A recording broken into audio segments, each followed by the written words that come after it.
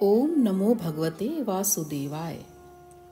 पाप मोचनी एकादशी व्रत की कथा। अर्जुन ने कहा कि हे कमल नयन, मैं ज्यों ज्यों एकादशियों के व्रतों की कथाएं सुन रहा हूँ, त्यों त्यों अन्य एकादशियों के व्रतों की कथाएं सुनने की मेरी जिज्ञासा बढ़ती ही जा रही है। हे मधुसूदन, अब कृपा कर आप चैत्र माह के कृष्ण पक्ष की एकादशी के विषय में बतलाइए। इस एकादशी का नाम क्या है, इसमें कौन कौन से देवता का पूजन किया जाता है तथा इस व्रत का क्या विधान है।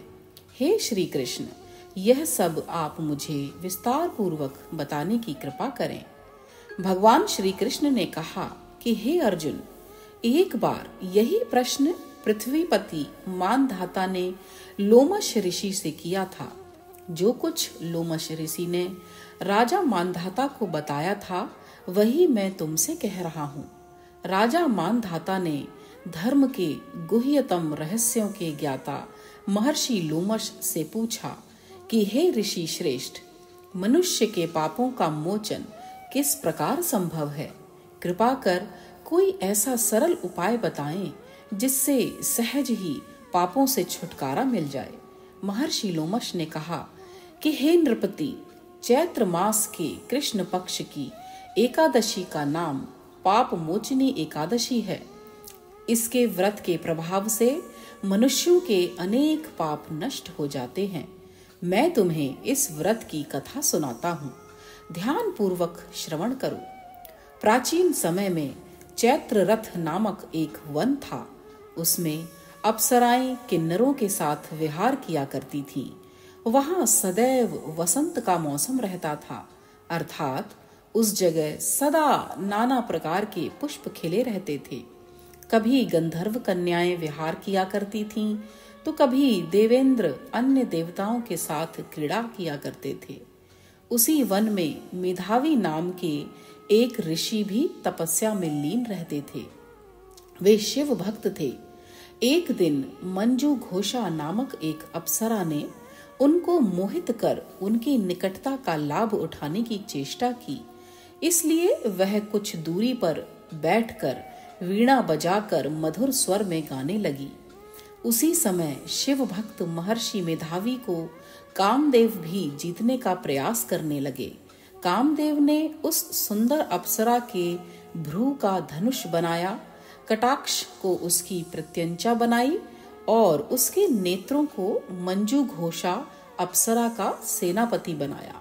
इस तरह कामदेव अपने शत्रु भक्त को जीतने को तैयार हुआ। उस समय महर्षि मेधावी भी युवा अवस्था में थे और काफी हृष्ट पुष्ट थे।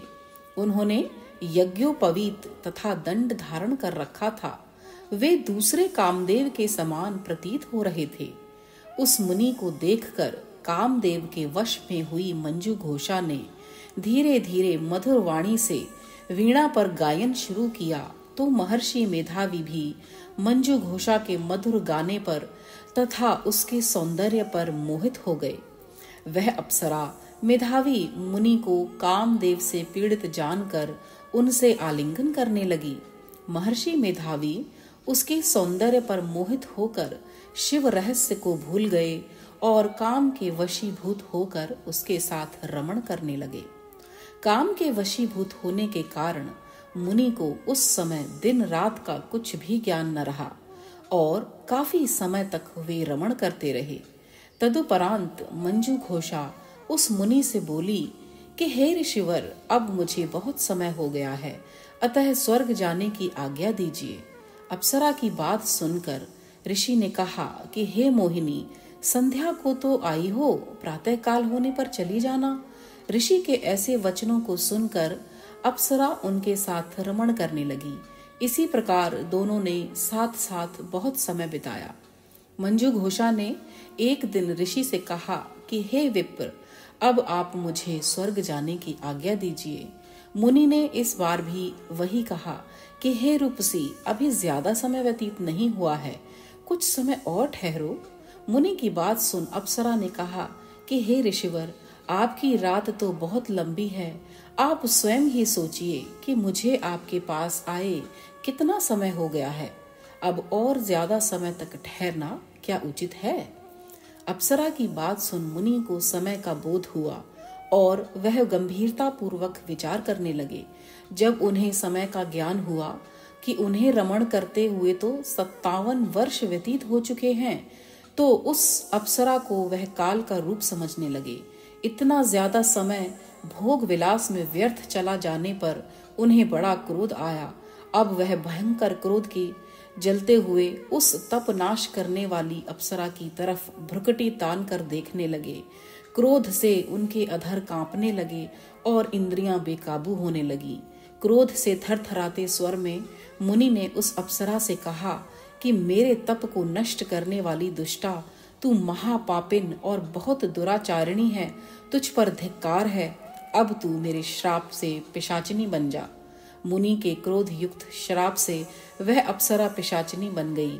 यह देख वह व्यथित होकर बोली कि हे ऋषिवर, अब मुझ पर क्रोध त्याग कर प्रसन्न होइए और कृपा करके बताइए कि इस श्राप का निवारण किस प्रकार होगा।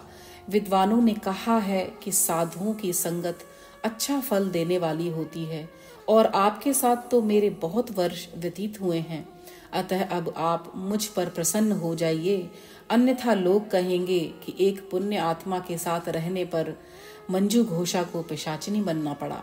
मंजू घोषा की बात सुनकर मुनि को अपने क्रोध पर अत्यंत ग्लानि हुई, साथ ही अपनी अपकीर्ति का भय भी हुआ।